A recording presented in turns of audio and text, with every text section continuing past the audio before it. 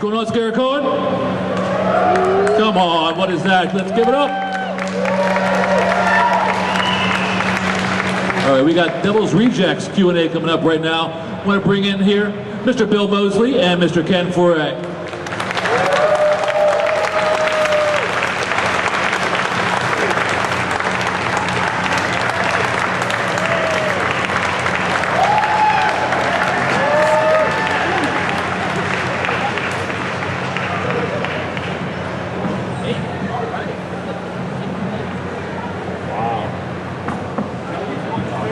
Hello, hello, hello. Hang on the clip, relax. Lean back, relax. All right. Yeah, that's it. It's going to be a 4-hour. Yeah. It's going to be a while. Feeling good. All right, Bill, I wanted to talk to you first. One question about House of a Thousand Corpses. Okay. The end with Dr. Satan, was that a dream or did that actually happen? The end with Dr. Satan? That's a Rob question. I have no idea. But I do know that, that the original end of House of a Thousand Corpses had a lot less production value. And that I think Universal, who produced House of a Thousand Corpses, originally at least, I think they wanted, they liked what they saw, so they gave Rob some more money. And he ended up with the Bone Chapel and Dr. Satan's waiting room and Earl with the red, you know, the red monster with the pudding coming out of his face, all that kind of stuff. So that part was, it could have been a dream. I don't know. What do you think? Dream? Some groundless upon that. I don't know. Nobody cares. It's a good question, but yeah, I don't have an answer to it. So, Bill, talk about the evolution of Otis from Corpses to Rejects. Well, yeah, let's, first of all, I want to acknowledge, you know, Ken Foree, folks. And I don't want him to feel like I'm getting all the questions. Because Ken I'm only here to support Bill. Ken can get a little pouty, and so I want to make sure that he's taken care of here. Yeah. With Otis in the original, originally I thought that Rob wanted basically a reheated Chop Top, because he was a big Chop Top fan. And when he introduced me to Otis, at first, I remember there was a producer named Danielle, I forgot her last name, who thought that I was too fat to play Otis. And I'm not a fat guy, but so they put me on a diet. This was for House of a Thousand Corpses, because the way that Rob had sketched Otis was very bony. And so they put me on a diet where it was nothing but like hamburger patties and broccoli. And I was not allowed to eat cookies. And so I got all shrunken up and everything and played Otis that way. And that's why Otis wasn't really a happy guy in House of a Thousand Corpses. When we got, Otis was radically different in Devil's Rejects. He became kind of, an almond brother. For some reason, I was no longer an albino. Now I was like ruddy. I had a beard, and apparently House of a Thousand Corpses ends, and Devil's Rejects picks up at about, maybe not more than a week or two after House of a Thousand Corpses ends. But somehow now I've got a beard, I'm not an albino, I got blue eyes instead of red eyes. I don't know what happened there. And No Plate, No Plate, well, that was a different movie, but it was a radical change. And I wasn't as crazy as I was in House of a Thousand Corpses. I was more gritty and real. So those are all Rob questions, like what changed in his mind about it. But I was glad to play Otis. I finally got Otis about 6 weeks after we had finished shooting House of a Thousand Corpses. We wanted to add some more stuff, so we did the Run Rabbit Run scene. And that's when I finally got Otis. Like, oh, wow, that's Otis, like hunting humans ain't nothing but nothing. They all run like scared little rabbits. Run, rabbit, run. Run, rabbit! And it was like, oh, that's Otis. So that's kind of what I brought to Devil's Rejects, that final enlightenment. So, Ken. Ken. Yes. So, Ken, We were in LA and you told a little funny story about how you received the script. And how it sort of sat somewhere for a while. So why don't you tell us about that and how you got involved in the film? Oh, gee, that's so embarrassing, man. I got a script called The Devil's Rejects, written by Rob Zombie. And as you know, I have some connection with Zombie in my history, vaguely. And I thought, this has got to be a fan, and I threw it in the corner, and it stayed there for about a month. And my agent called and said, did you read that script? I said, what script are you talking about? Which one? He said, Devil's Rejects. Devil's Rejects? Yes, Rob Zombie. I said, that's a real person? He said, yeah, read it. I said, okay. And I read it, and I called him back. I said, this is really, this guy is really named Rob Zombie? He said, yeah, and he's not a fan. I said, no, he's a rock star. I said, really? Okay, and that's how I got, that's how I got involved. I had a meeting with Rob for about 15 minutes in his office. He said, yeah, we like, okay, done. And that's how I got involved. So that was basically it. But I had no idea that he was a rock star. I didn't know his music. I'm a Motown guy. what? So, Motown. And so I've since become a fan of his music. I've attended a few of his concerts. And I love his music. And I like rock. So it was a good experience all the way around. So yeah, that was it. Any other questions? So Ken, I actually have a question. Yeah, for you. good. Somebody. How rigorous was the backstory and your preparation for being able to run a brothel in the region? Ken has a lot of experience. How difficult was it for me to run a brothel?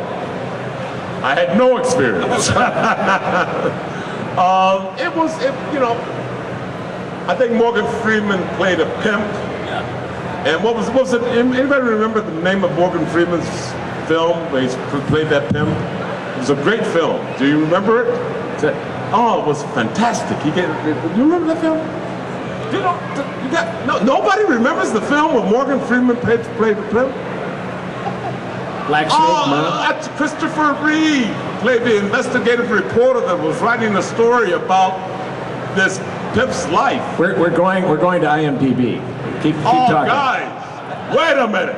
One guy. He knows. Out of how many people here? 500? This is bad. This is really bad. Christopher Reeve. Before Chris got, tell us.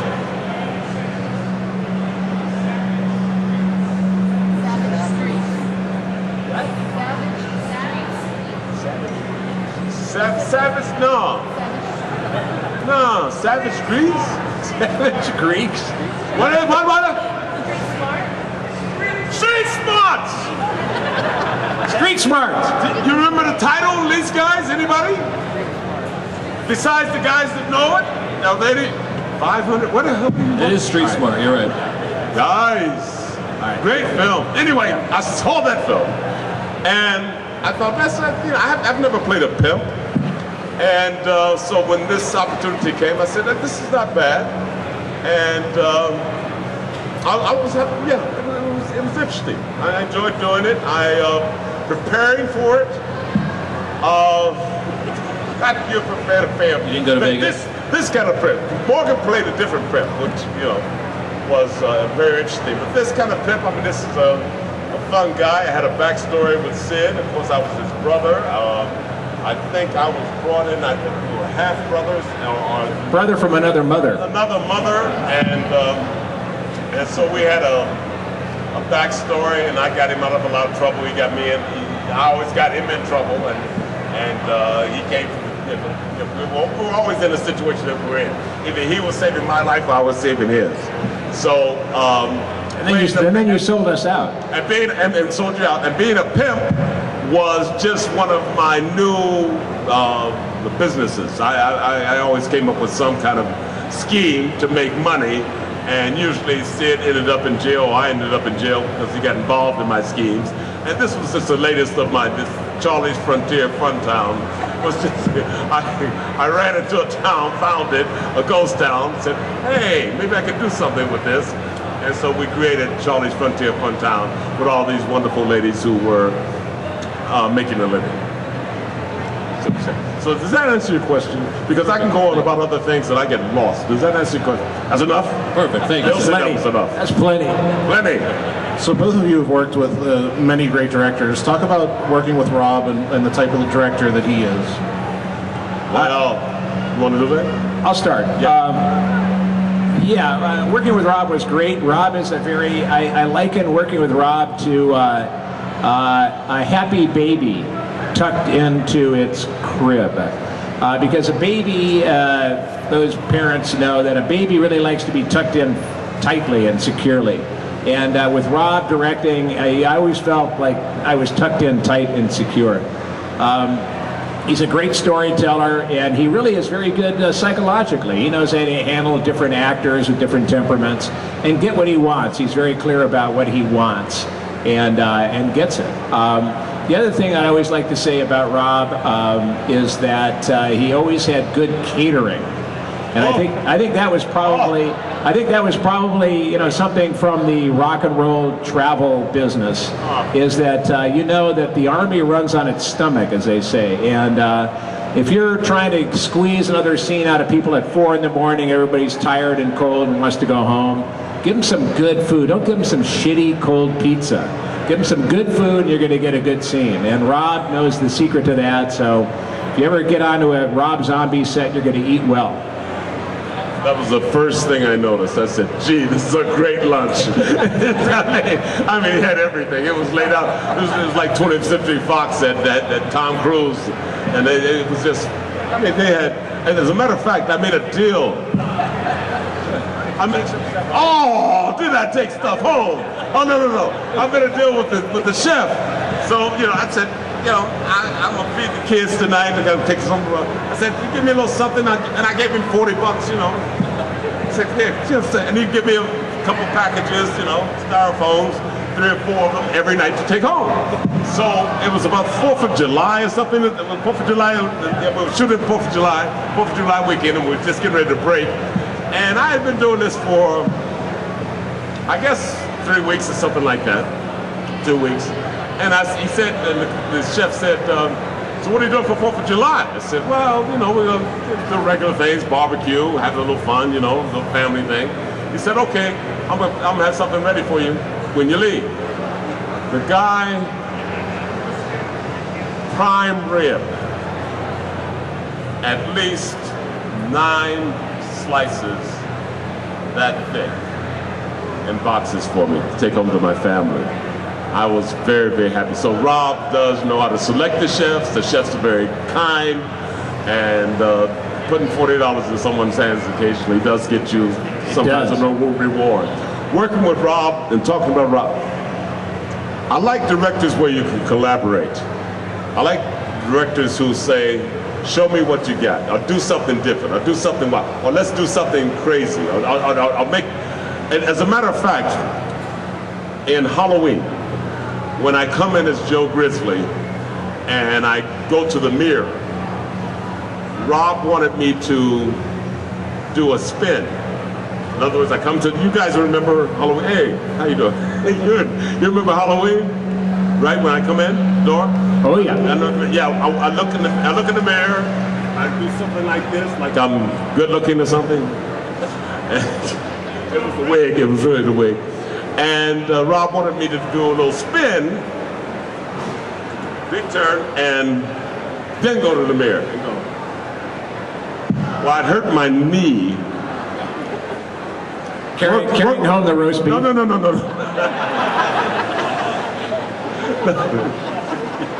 Yes, the wheelbarrow.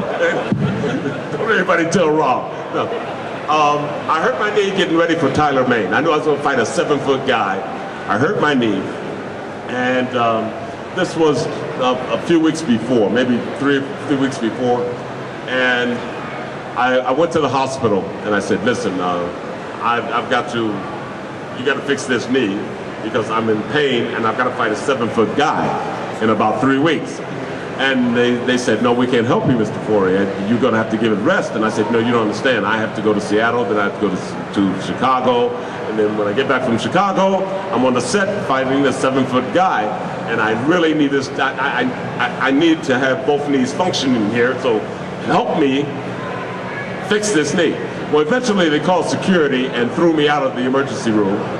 And I didn't get the knee fixed. So I got on the set and Rob said, I want you to make the spin. And I said, well, Rob, I have something to tell you. He said, you hurt yourself, didn't you? I said, yes. He said, you can't make the spin, can you? I said, no. So we did something else. We did, you know, I enjoy the fact that Rob gave me the license to ad-lib, to bring something else to the character. In every film that I've worked with him on, he always, I'm Joe Grizzly Bitch. Let me introduce myself. That came out of nowhere. There was, what was it? The chicken scene. The chicken fucker. There you go. Half of that was ad-libbed, you know. And Rob said, everybody knows somebody that says, Rhode Island Red. Yeah. So he always gave me enough line to experiment, to discover, and occasionally he would yank it in, or he would tell me, I never know what you're going to say, so just do what you're going to do. And I like that. That gives it gives an actor an opportunity to discover moment to moment what might happen, and to maybe bring him some kind of brilliant thing. I'm Joe Grizzly Bitch is from California to Japan. I hear it from people in England. They have T-shirts in Germany, here, everywhere. Isn't that Donald Trump's new slogan too? Hey, I'm Donald Trump, bitch. And your face is full of pimples and you're ugly. Anybody gonna vote for Donald? All right, I think I'm ready for another question. Come on, let's talk about Donald. So, go ahead. As evil and as sadistic as you guys were, one of the cool parts I thought about Rejects is that the morality is kind of blurred. And on the other side, you guys had William Forsythe, who was just as sadistic as you guys were. So a sick man. Yeah. Talk about some of the scenes you guys had and how you drew inspiration from each other in those scenes. Well, I think that's a Ken question. Because didn't William Forsythe? No, you want to talk about that? I knew you were going to bring that up. No, just your arm. They could pinch your arm in a car door or something like that, just to make you feel pain, so you'd be more honest in the scene. Did he not put nails in your and real nails in your hand and try to hammer you? He's a method actor. I got my hand in the door. And this is not fake. This guy's pulling my. Some actors don't mess around. He's trying to decapitate my damn fingers. You know, this guy. Yeah. That's not decapitate, but he's trying to cut them off. He's just pulling it, saying, "Damn, where's this guy?" Yeah, some actors, get a little carried away. But Bill loved, and he liked it. Yeah, he enjoyed it. I mean, he thought that he enjoyed your pain. He enjoyed my pain. Yeah, not his pain, but my and your pain. Yeah, by the way. My pain too. Yeah, because he did torture you guys. Yeah, he did. But that fired him up. I mean, in the house. Yeah. Look, I'm happy to help. As long as it isn't permanent. I actually got hurt because. The big pain I suffered in Devil's Rejects was when Diamond Dallas Page has thrown me out the window of your little, your little bungalow. They talked about this for a week. I was in the bungalow with E.G. Daly in our great scene, which is actually best seen in the deleted scenes of the deluxe version of Devil's Rejects. Anyway, so Danny, all of a sudden I'm looking up and there's Diamond Dallas Page. He throws me out the window, and I get out. I'm on my knees, hands and knees, and Diamond Dallas Page comes up. He's the former, world wrestling heavyweight champion. twice or 3 times, and he comes up and he's supposed to kick me in the ribs to, you know, make me docile or something, or hurt me, I guess. And so, you know, I'm down there, and they say action, and Diamond Dallas Page, all 7 feet of him, he kicks me in the ribs, and I'm thinking he's like a professional wrestler, so he's going to know how to make it look good, but not really kick me in the ribs. And instead, he, I guess, got a little excited, like Bill Forsyth and some other actors. So, you know, they get into it, and he kicked me in the ribs. It was like, wow. So I wasn't really acting. And then he was so unhappy. Sid and I heard it for at least 2 weeks about how this guy, he kicked me in my ribs, man. I can't. Well, he's hurting me. This yeah, guy's... but then after he's kicked me in the ribs, then Kane Hodder, who was our great, you know, he was our stunt guy. That did nothing. And Kane came up and said, "Do you want a?" I was like, "Ow, that hurt." And Kane said, "Do you want a pad?" And I went, "Yeah," you know, a little late. So now he's put a pad in there, which was basically like it was like a piece of plywood. And now Diamond, and they say, let's take that again. So now Diamond thinks, well, he's got a pad, now I'll really kick him. And of course, like putting a piece of wood on your side, it fucking hurts if you've already been kicked. So that was, yeah, I was complaining a little bit. It took me about literally 6 months to It was feel a lot of complaining, and we had to hear it every day. Well, you know, between your little crushed hand in the window and my ribs kicked by the World Wrestling Champion. Yes. Now, I didn't have my little hand in a car window, man. I was kicked by the champion. Yeah, yes, but the champion our boy had bad intentions. Yeah, Forsyth had bad intentions. He really true. enjoyed it. Diamond was just doing his thing without consciously knowing true. that he's hurting. All right. But Forsyth was grinning and going, Well, I think he was getting into character. I mean, again, there are a lot of actors have different approaches to get to that place, and you know, he obviously had one that took him through Painville. Yeah. Well, wasn't there? I wish I'd have known before I got on the set that day. The first. we love them, by the way. I love DDP. No. He's a fine actor, Diamond. nice guy. DDP. We love William Forsyth. He's We in just know what to Michigan do right next now. time we work with him. Yeah, we love that guy. Yeah. Love him. Don't get near my goddamn hands and don't touch me. Ken's going to have him over for ribs. That's fine. No, that's me. Fine. I That's got fine. the That's ribs. fine. Just don't touch me. Yeah, chicken fingers. Go ahead. Well, Bill, wasn't there? Didn't you cause some pain to someone, Mary Warnoff, in the? Yes, I did. I will admit it. I had a scene where Baby and I have escaped from the house, and we're driving. We're walking. Actually, we're wading through a swamp, and we come to a road, and Baby lies down, and a waitress drives her car and stops and gets out and tries to help her, and I come up and stab her in the back, and we take her car and leave her for dead.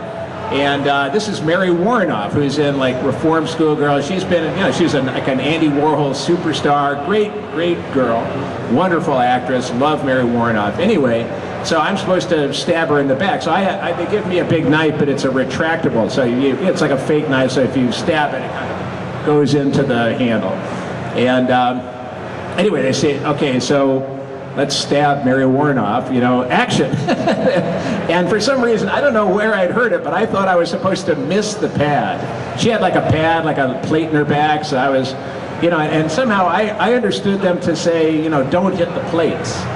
Why would you say that? I don't know. I I wasn't doing it intentionally, but I... Kane told you that? Yes, Kane did. Kane told me that. And so I stabbed Mary. You should have known better. Intentionally missed the plate, and I got her right in the flesh, and she went like, ah! And it was great on screen, but then Mary, like, you know, and I realized I had done something terribly wrong, and I apologized to Mary, and she was like saying, it's okay, and she was lying there, I remember, and she was in the little tent with all the monitors, and she was lying there, and there was a guy putting an ice bag on her back, and she had like a welt, and very sorry about it. Every time I see her, I you know, buy her a drink, I'm so sorry.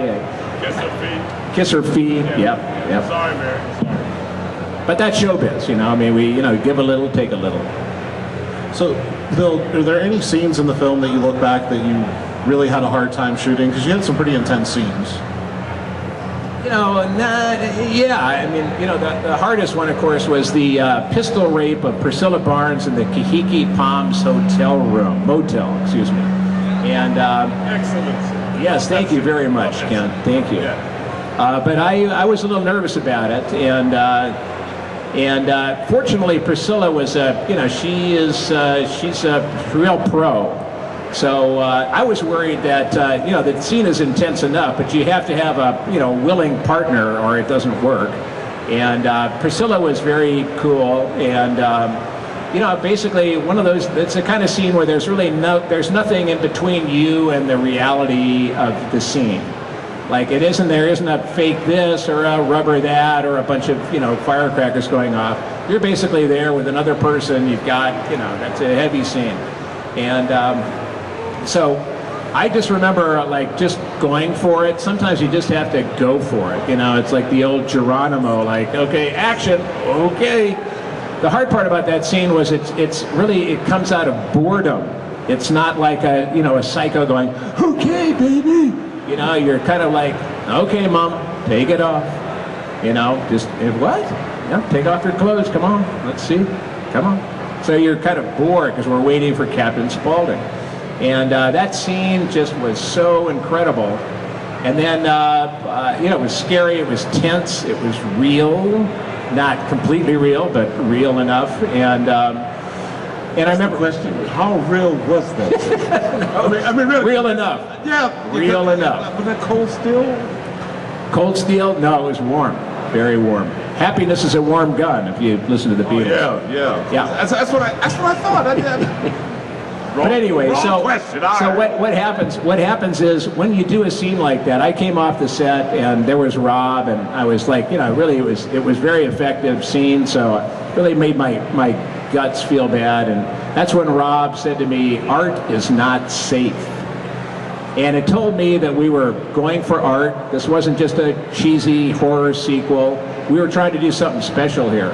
And that's really what I needed. I didn't need, oh, you poor thing. I didn't need get back in there and, come on, suck it up, man. I needed to hear something that kind of unlocked whatever my resistance was.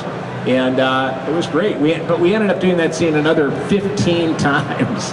Because, you've got camera angles, you've got her shot, my shot, coming down from the ceiling. You've got, take two because the sound screwed up. So we did it 15 times. Yeah, and that was actually, and at the end of the day, Priscilla came up to me and said, that was the greatest scene I've ever been in. So thank you. So she thanked me for that, which I thought was really awesome because I said, me too. Yeah, she was great. Yeah, she really was great. And in the meantime, Ken is loading all those ribs into his car. Well, we're doing the heavy lifting. Very happy too. So there's a documentary about the film called 31 Days of Hell, and a lot of cool stuff in there. So talk to us about the set and being in the desert for that long and some of the challenges that you guys faced doing that.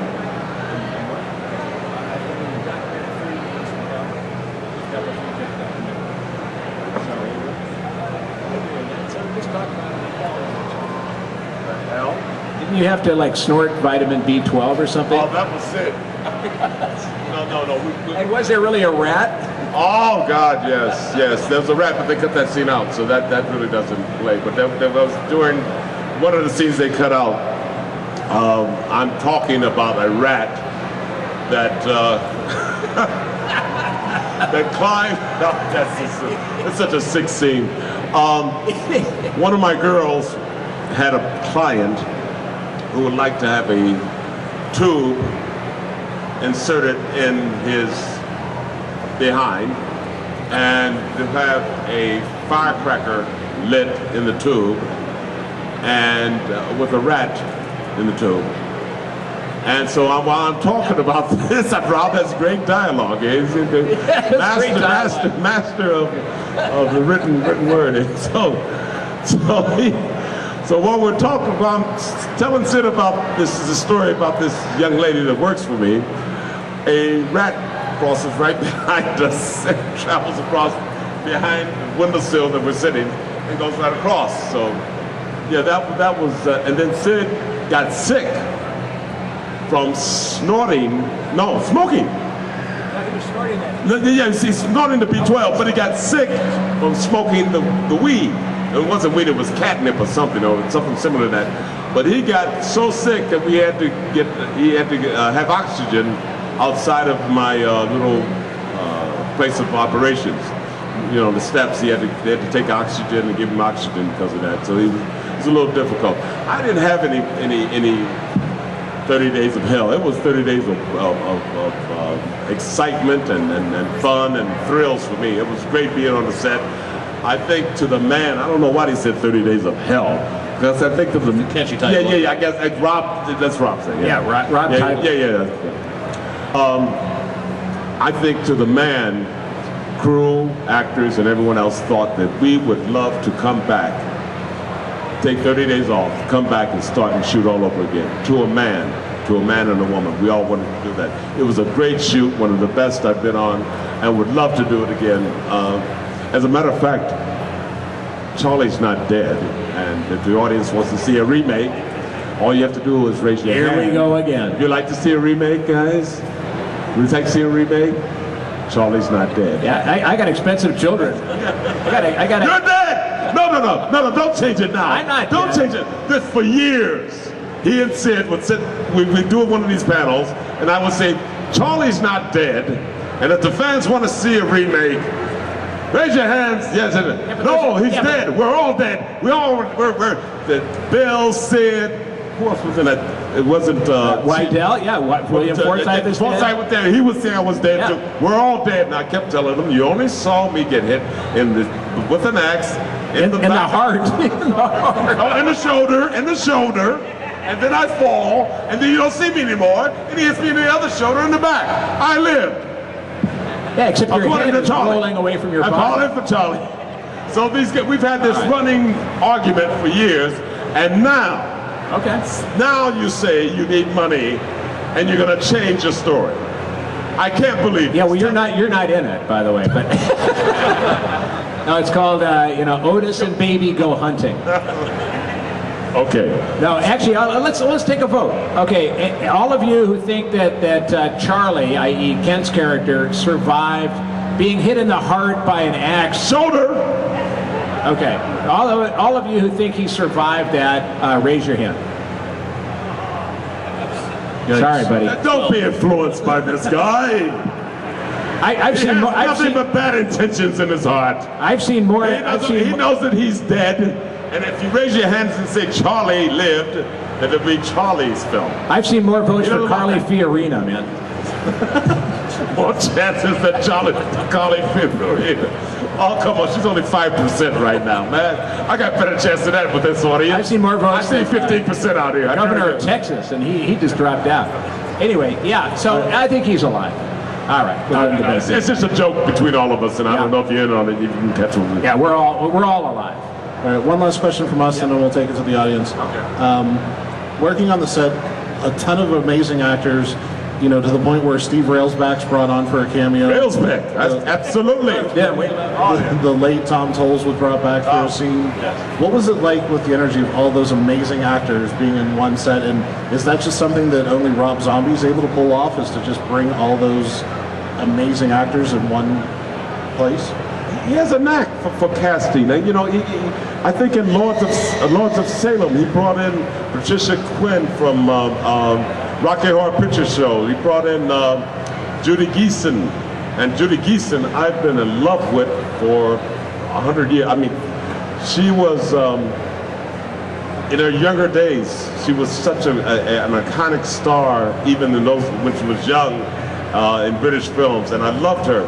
Judy Geeson, and then, of course, she brought in Dee Wallace. Dee Wallace, you, me, Alonzo. He has in Bruce Davidson, Willard, the Rat. and then the people who got caught out of the people who got cut out of Devil's Rejects, Rosario Dawson, R.D. Gainey, all these people were cut out. So he just has a knack for picking interesting characters to work in his films. And I don't know. Richard Lynch was in it. Richard Lynch was in it. Also, Andrew Pine. Andrew Pine was in it. who were cut out as well. He has an eye. He has an eye for characters. He's a fan. That's why he knows. Yeah. So we're fortunate to work with them. Great times, and you guys were entertained, I'm sure, right? Am I right? Yeah. Okay. All right. Who has some questions? We got one right over here. Hey, I'm Jay from Bloodbath and Beyond. Hey! What up? I wanted to know, are you guys going to have roles in 31? And I have a second follow-up question as well. 1, 2, 3. No! Boo! Come on! Next question.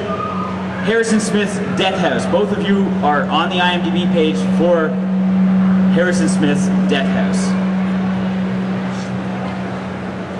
Do you know anything? You know? No me no.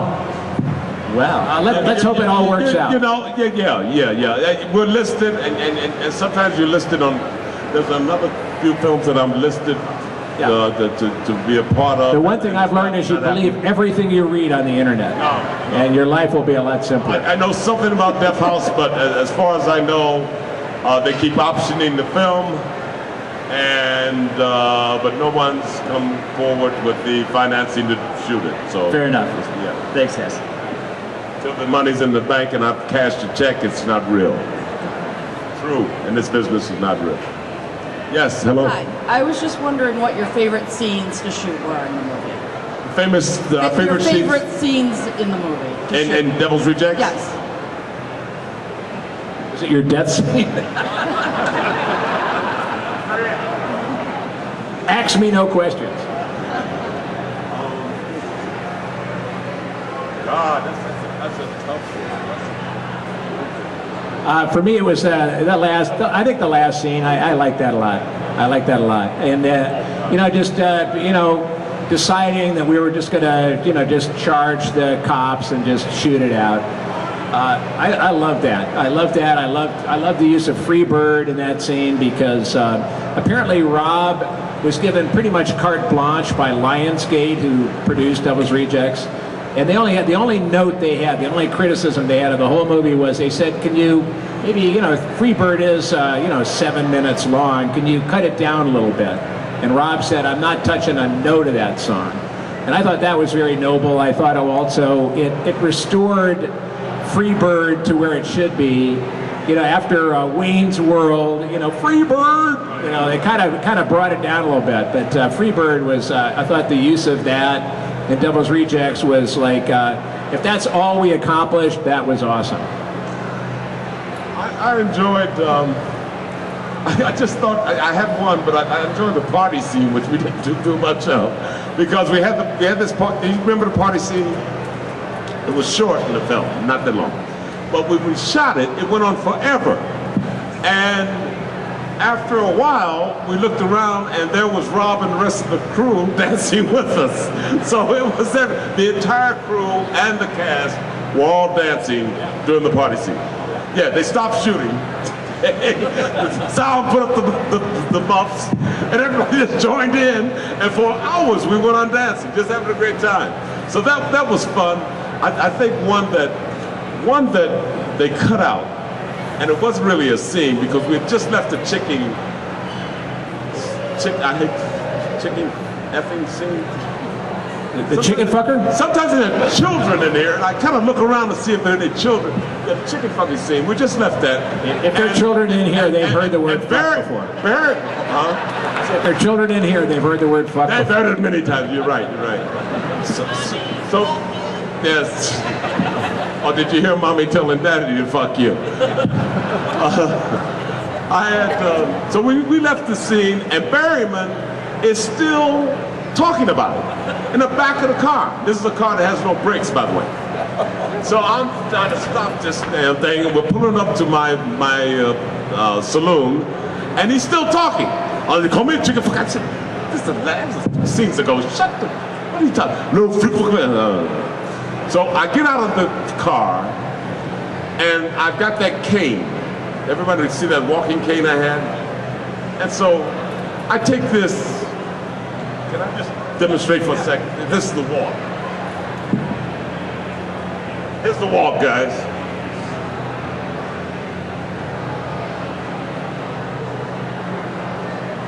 I'm really pushing out the cane, doing my thing, walking from the car to my saloon. I get to the steps of the saloon, stick it in, and the cane gets stuck. So I just keep going, and the cane is in the shot doing this. And I said, keep it, that's great. They didn't keep it, so that's just a little film craziness out of my own head. Okay, go ahead. Ken, quick question for you. Yes, sir. I haven't seen this movie since it came out when I was a kid, but you were in JoJo Dancer. Oh yeah. And I was wondering if you could talk a bit what it was like to work being directed by Richard Pryor. Oh man, great question. Great question. Gee, oh God, he was kind to me. He was a very nice man. He was always a wonderful human being. I worked with him on Bingo Long Traveling All-Stars and Motor Kings as well, then JoJo Dancer. And he was really, he was a gentleman. He was a great person. I love Richard Pryor. I loved him before I met him. I was a fan of his stuff. I could tell you stories about that shoot. I can tell you stories about Bingo Long and JoJo Dancer. JoJo Dancer, I don't know if you guys will remember, you guys probably don't know, and it'll take somebody out there that's probably as old as I am or older. Anybody know Billy Eckstine? Anybody ever hear of him? You've heard of Billy Eckstine? Billy Eckstine, you guys don't know Billy Eckstine, right? Didn't he manage the Beatles? That's Brian Epstein. Brian Epstein. All right, close. Billy Eckstine was like, he was a crooner, you know, a ballad singer, and he was very, very famous for the generation that preceded me.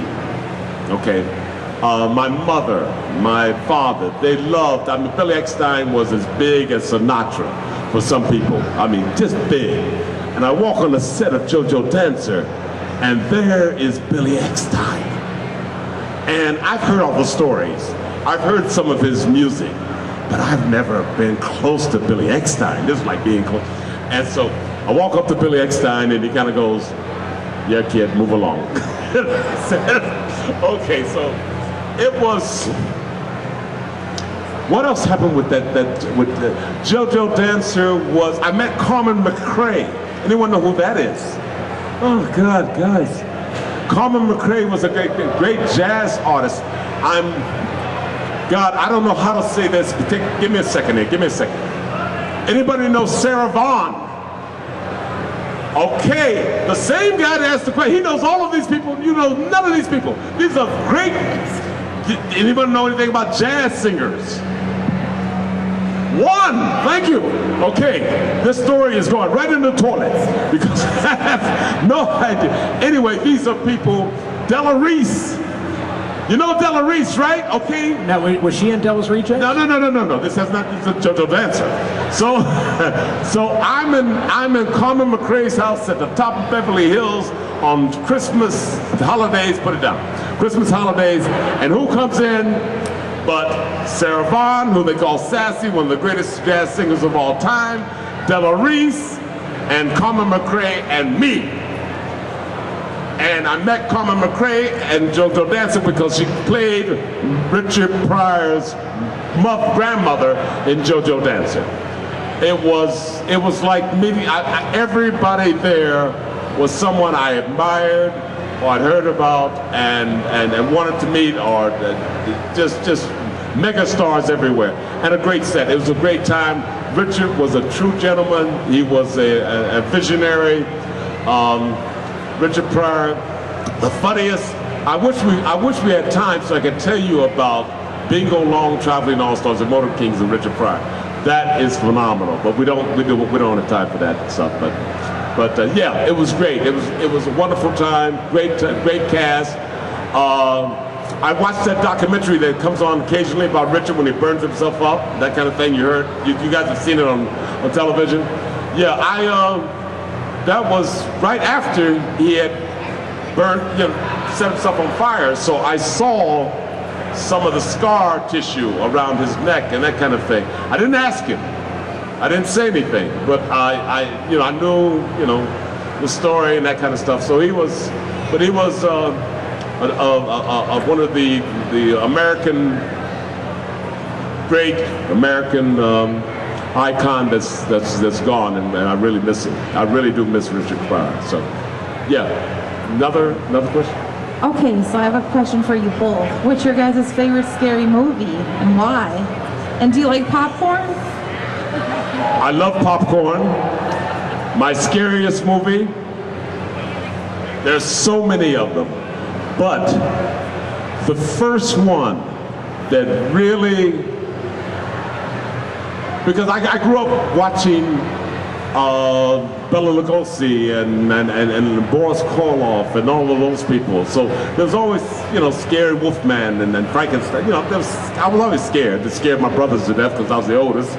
So I just waited and we ate popcorn. And if my mother and father weren't there at night, and I would wait for my brothers to go up for the movies to stop, Friday night movies with Frankenstein or something, and then my brothers would go upstairs, and that was my time to freak them out. So I'd do something, and they fall down the stairs. It was great. It was great. But the one I love, and the one that made the most impression, and I say this with all honesty because it sounds like this is a setup, but it's not, was Night of the Living Dead. Because I'd seen nothing like that before. I hadn't seen anything, and first my friend was in it, who I knew. Secondly, I hadn't seen a black and white. I knew Dwayne before, yes. So I'd never seen a black and white, low budget film, and I could tell was ultra low budget, and to hold my attention and to be, just engrossed in this film, and to see someone reach into a burning car and take out the guts of someone and eat them. This is a first for me, and all the zombie. It was a film that made a very strong impression on me because it was low budget and it held me. It held my interest. I could see it again and again and again, and I was repulsed, but entertained at the same time. And so I would say to you, if you ask me some of the films that were scary, I could go The Omen, I could say The Exorcist. The Exorcist, 1 second, can I take a second? Shut up. Yes, I'm still The here. Exorcist, I was the theater manager for the Baronet Coronet, assistant theater manager for the Baronet Coronet Theater, right across from Bloomingdale's in New York. You guys have been to Bloomingdale's? Some of you? The Coronet is where I saw Night of the Living Dead. Right. Yeah. I was the assistant director for that, and I saw The Exorcist open there, and I saw it every night. Also opened The Graduate there, and it was snowing in New York, 2 inches of snow. We had lines around the block, 4 deep. I had my aunt and uncle come to see The Exorcist. I'm the assistant manager. I walk out, go around the corner, get them from the back, bring them all the way inside so they can sit in the comfortable lobby and be warm while everybody else froze outside. I got into an argument with a woman because she saw me doing this. That woman became one of my best friends because she became a head of casting for HBO for many years, and she always reminded me what a shit I was for leaving her and her mother in the line while I took my family in. So yeah, in a long question or a long answer, it was Night of the Living Dead, and I'll let Bill go on because I've been on too long. I like popcorn and Carnival of Souls. All right, well, everybody, put your hands together again for Bill Moseley, Ken Foree, Devil's Rejects. Thank you, guys.